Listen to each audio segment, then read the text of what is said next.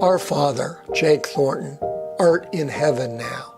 But back when my twin brother and I were young, we'd ask him about his life before he went to Yale, the Pacific in World War II, and became the president of a spring manufacturing company in Pittsburgh.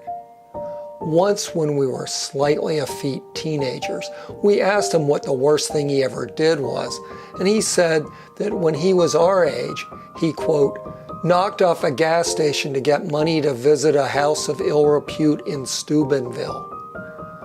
We were pretty sure he was kidding, but there was a tough side to him that we admired greatly.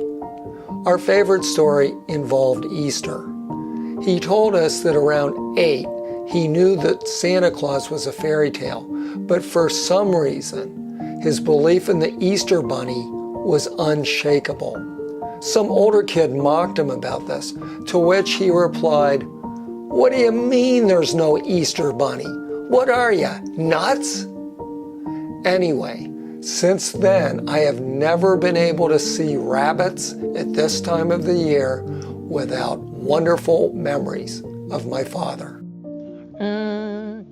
Here comes Peter Cottontail, hopping down the bunny trail.